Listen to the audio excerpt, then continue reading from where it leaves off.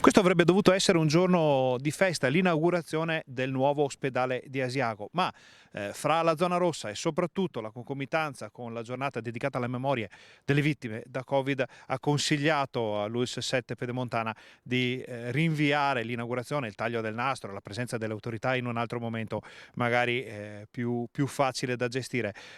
I lavori di trasferimento dei reparti e dei pazienti però proseguono, quindi possiamo dire che l'ospedale di Asiago è attivo a tutti gli effetti. Sì, un passaggio molto importante dal momento che finalmente riusciamo dopo tanti anni ad attivare il nuovo ospedale. Con oggi trasferiamo le prime unità operative, quella della medicina, della riabilitazione, il pronto soccorso, nonché la sala gessi e la diagnostica della radiologia.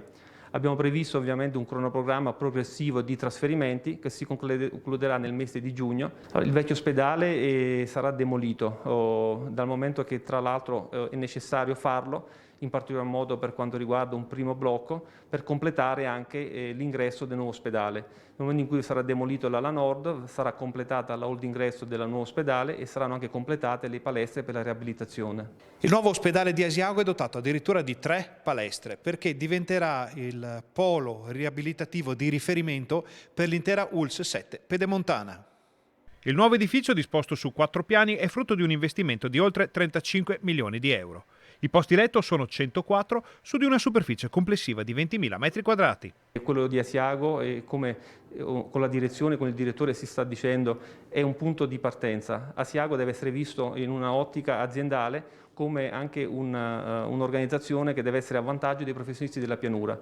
Bisogna che ad Asiago si svolga un'attività sanitaria adeguata, secondo la programmazione regionale e secondo le caratteristiche del territorio. Nel piano interrato ci sono la radiologia, il pronto soccorso, il gruppo operatorio, il laboratorio analisi e l'endoscopia digestiva, oltre a vari servizi. Il secondo piano ospita invece la medicina generale. Pazienti qui non ce ne sono ancora, ma tutto è già pronto per la gestione dell'emergenza Covid, quindi davanti alle camere ci sono già i carrelli con tutto il necessario appunto per la gestione sanitaria dell'emergenza. Al pian terreno ci sono dialisi, ortopedia, chirurgia e area materno-infantile.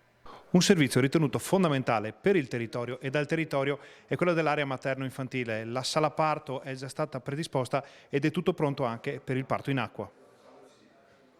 La macchina è accesa, ora non resta che farla marciare. È necessario quindi favorire la multidisciplinarietà, favorire la presenza di professionisti dalla pianura in modo da integrare le competenze